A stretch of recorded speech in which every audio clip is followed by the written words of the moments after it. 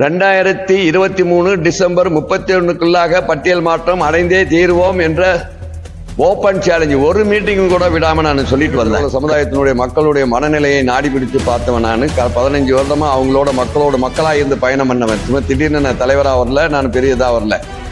மக்களோட மக்களாக நான் பயணித்தவன். இந்த சமுதாயத்துக்காக பல தியாகங்களை பண்ணியிருக்கிறேன், அடிபட்டிருக்கிறேன், உதப்பட்டிருக்கிறேன். தென் மாவட்டத்தில் என்ன தெரியாத யாரும் இருக்க முடியாது. பெரிய அமைப்புகள் என்று தமிழ்நாட்டை பொறுத்த மட்டும் சொல்ல போனால் ஜான் பாண்டி, அதாவது வளரும் தமிழகம், என்ன தமிழக முன்னேற்ற கழகம், புதிய தமிழகம், இது 2 தான் பெரிய அமைப்புன்னு சொல்லுவாங்க. அதாவது அவங்க அரசியல் கட்சியும் கூட. அது ஒரு காலகட்டம். டிஜி அவர்கள், அமித்ஷா அவர்கள் பாராளுமன்றத்தில் பாரதிய ஜனதா கட்சி பாராளுமன்ற உறுப்பினர்கள் செய்த அந்த நன்றி கடனுக்காக நான் பாரதிய ஜனதா கட்சிக்கு ஆதரவு. பாரத பிரதமர் மோடி அவர்களும், உள்துறை அமைச்சர் அமித்ஷா அவர்களும், நிதி அமைச்சர் நிர்மலா சீதாராமன் போன்றவர்களும் இதுக்கு முழுக்க பாரதிய ஜனதா கட்சி இந்த தேவேந்திர சமுதாயத்தை உலகளவே பறைசாட்டிய அந்த ஒரே காரணத்திற்காக நான் பாரதிய ஜனதாவில் ஒரு உறுப்பினராக இருந்து கொண்டு நான் இந்த பயணத்தை தொடர்றேன். அவனுடைய பினாமியா செயல்படுறான்னு கூட இன்னைக்கு காலையில் கூட 2 சகோதரர்கள் போட்டிருந்தாங்க. நான் அதை வருத்தப்படலை. பட்டியல் மாற்ற கருத்து கேட்பு கூட்டத்திற்கு வந்துள்ள அனைவருக்கும் என்னுடைய மனமார்ந்த நன்றியை தெரிவித்துக் கொள்கின்றேன்.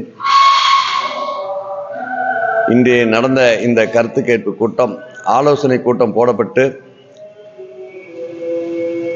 இன்று தேதி முகூர்த்த நாள் என்பதால் நம்மளுடைய மக்கள் எல்லா மாவட்டங்கள்லையும் வர முடியாத சூழ்நிலையில் இருந்ததுனால நேற்று நைட்டே நான் இந்த இதை கருத்து கேட்பு கூட்டமாக போட்டு ஏறக்குறைய 15 மாவட்டத்தில் தென் மாவட்டத்தில் உள்ள 15 மாவட்டத்தில் உள்ள முக்கிய நபர்களை கூப்பிட்டு இந்த யாத்திரை, இந்திரன் யாத்திரையை எப்படி நடத்துவது, நாம் என்ன செய்யலாம் என்பதை அவர்களுக்கு எடுத்து கூறி, அவர்கள் அந்த யாத்திரைக்கு உண்டான பயணத்தை எப்படி தொடர வேண்டும் என்ற கருத்துக்களை பரிமாற்றம் செய்து, அடுத்த இந்த பரிமாற்றத்திற்கு பிறகு அந்த நபர்களை வைத்து மீண்டும் ஒரு ஆலோசனை கூட்டம், எந்த முகூர்த்த நாள் இதிலும் இல்லாத ஒரு நேரத்தில் முழு ஆதரவோடு, மக்களுடைய ஆதரவோடு ஒரு ஆலோசனை கூட்டம் போட்டு இந்த இந்திரன் யாத்திரையை அந்த ஆலோசனை கூட்டத்தில் தேதி முடிவு செய்யப்பட்டு கன்னியாகுமரியிலிருந்து இந்த இந்திரன் யாத்திரை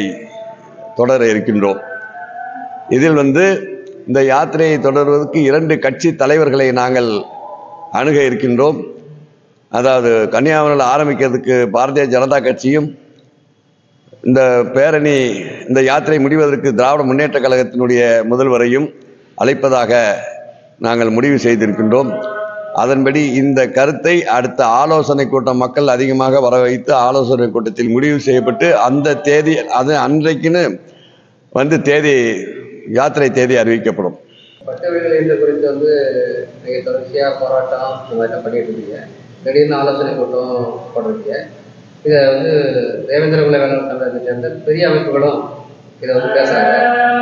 நீங்களும் அதை பேச வேண்டிய அவசியம். அதாவது பெரிய அமைப்புகள் என்று தமிழ்நாட்டை பொறுத்த மட்டும் சொல்ல போனால் ஜான் பாண்டி, அதாவது வளரும் தமிழகம், என்ன தமிழக முன்னேற்ற கழகம், புதிய தமிழகம், இது 2 தான் பெரிய அமைப்புன்னு சொல்லுவாங்க. அதாவது அவங்க அரசியல் கட்சியும் கூட. அது ஒரு காலகட்டம். இன்றைக்கு அவங்களெல்லாம் இந்த இஷ்யூவை பற்றி பெருசாக எதுவுமே எடுத்துக்கிறது இல்லை. அவங்க எடுக்காத சூழ்நிலையில் தான் புதிய தமிழகத்திலிருந்து பிரிந்து களமாடிய கண்ணுசாமி இன்று இந்த போராட்டத்தை கையில் எடுக்கிறான். ஆக இந்த போராட்டத்துக்கு 4 ஆண்டு காலமாக போராடி கொண்டிருந்த சமயத்தில் எல்லா சமுதாய அமைப்பு தலைவர்களையும் நான் முறையோடு அழைத்து இருக்கின்றேன். சில அமைப்புகள் அவ்வப்போது அந்தந்த பகுதியில் கலந்துக்கிட்டாங்க. சில அமைப்புகள் இந்த நிமிடம் வர புறக்கணிச்சிட்டு இருக்காங்க. சில அமைப்புகள் இந்த பயணம் வெற்றி அடையக்கூடாது, இந்த பட்டியல் மாற்றம் வாங்கக்கூடாது என்று திட்டமிட்டு மக்கள் மத்தியில் பரப்பிட்டு இருக்காங்க. இதையெல்லாம் கடந்து பட்டியல் மாற்றம் அடைவது பட்டியல் மாற்ற இயக்கத்தினுடைய நோக்கம். எடப்பாடி காலத்தில் ஒரு கமிட்டி, கன்சராஜா வர்மா கமிட்டி போட்டாங்க. அந்த கமிட்டியின் மூலமாக பெயர் மாற்ற தேவேந்திர குல வேளாளர் என்ற பெயர் மாற்றத்துக்கு மட்டும் அந்த கமிட்டி ரெக்கமெண்ட் பண்ணுச்சு. இந்தியாவில் எந்த ஒரு சாதிக்கும் ஒரு சாதி பெயரை பாராளுமன்றத்தில் வச்சு, மேல் சபையில் வச்சு, ஜனாதிபதி கையொப்பமிட்டு கெசட் வெளியாடதான் இதுவரைக்கும் எந்த இந்தியாவில் எங்கேயுமே வரலாறு கிடையாது. 60 ஆண்டு காலமாக போராடி இருந்தாலும் இந்த சமூகத்தினுடைய தேவேந்திர குல வேளாளர் என்ற பெயரை பாரதிய ஜனதா கட்சியை சார்ந்தவர்கள் பாராளுமன்றத்தில் 39 பாராளுமன்ற உறுப்பினர்கள் தமிழ்நாட்டை சேர்ந்த திராவிட முன்னேற்ற கழகத்தை சார்ந்த எம்பிக்கள் இருந்த போதிலும் அதை கையில் எடுக்காத சூழ்நிலையில் பாரதிய ஜனதா கட்சியை சார்ந்த வட இந்தியாவில் உள்ள பாராளுமன்ற எம்பிக்கள், தமிழ்நாடு எங்க இருக்குன்னு கூட தெரியாத எம்பிக்கள்லாம் அங்கே உட்கார்ந்துட்டு தமிழ்நாட்டில் இந்த மாதிரி ஒரு சமுதாயம் இருக்குதா, ஆகவே அந்த சமுதாயத்தினுடைய கொள்கை கோட்பாடு கலாச்சாரம் கட்டமைப்பை அறிந்து தெரிந்து புரிந்து பாராளுமன்றத்தில் இந்த இதுக்கு ஒப்புதல் வாங்கினது. அதற்கு முழு முயற்சி பண்ணது பாரத பிரதமர் மோடி அவர்களும், உள்துறை அமைச்சர் அமித்ஷா அவர்களும், நிதி அமைச்சர் நிர்மலா சீதாராமன் போன்றவர்களும் இதுக்கு முழுக்க பாரதிய ஜனதா கட்சி இந்த தேவேந்திர சமுதாயத்தை உலகளவே பறைசாட்டிய அந்த ஒரே காரணத்திற்காக நான் பாரதிய ஜனதாவில் ஒரு உறுப்பினராக இருந்து கொண்டு நான் இந்த பயணத்தை தொடர்றேன். ஆனால் பாரதிய ஜனதாவில் நான் மெம்பராக இருந்தாலும் கூட என் சமூகம் என்பது முதலிடம், 2வது தான் கட்சி. என் சமூக விடுதலையான பிறகு நான் பாரதிய ஜனதாவில் நேரடியாக இறங்கி நான் களமாடுவேன். அதில் எல்லளவும் சந்தேகம் இல்லை. ஒவ்வொரு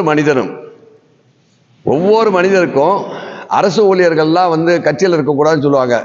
அரசு நான் 97 நான் தொழிற்சங்கத்தில் இருந்தபோது நான் மீடியாவிலலாம் பேட்டி கொடுப்பேன்.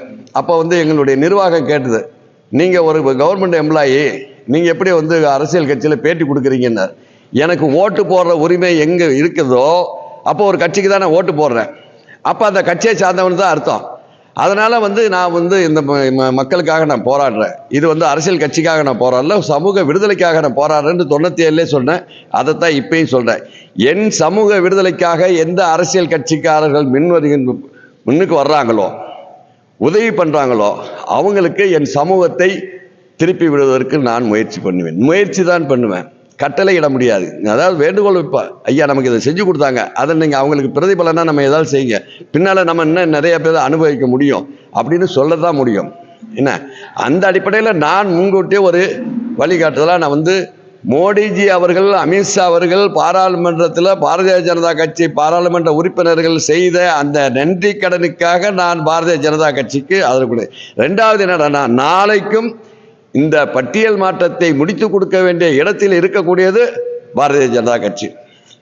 இது 4 வருஷத்துக்கு முன்னதாகவே பாரதிய ஜனதா கட்சி இந்த தமிழ்நாட்டில் இருக்கிற தேவேந்திர குல வேளாளர் சமுதாயம் பட்டியலிருந்து வெளியேற வேண்டும், ஆகவே உங்களுடைய ஆலோசனையும் உங்களுடைய ஒப்புதலையும் எங்களுக்கு அளிக்க வேண்டும் என்று மத்திய அரசு மாநில அரசுக்கு நோட்டு போட்டிருக்காங்க. ஆனால் இந்த நிமிடம் வரையிலும் மாநில அரசு அது செவி சாய்க்காமல் அந்த கோப்பு கிடப்புல கிடக்குது. அதை எடுத்து கொண்டுட்டு வர்றதுக்காக தான் இந்த பேரணி. மக்களுடைய எழுச்சி, மக்கள் சக்திக்கு முன்னால எந்த சக்தியும் எவனாலும் எந்த கொம்பனாலும் எதுவும் செய்ய முடியாது என்பதை எடுத்துரைப்பதற்காக தான் இந்த ரத யாத்திரை. ஆகவே நிச்சயமாக அப்படி ஒரு சூழ்நிலை நம்ம மாண்புமிகு முதலமைச்சர் அவர்கள் தர்ம சங்கடத்தை உருவாக்க மாட்டார்.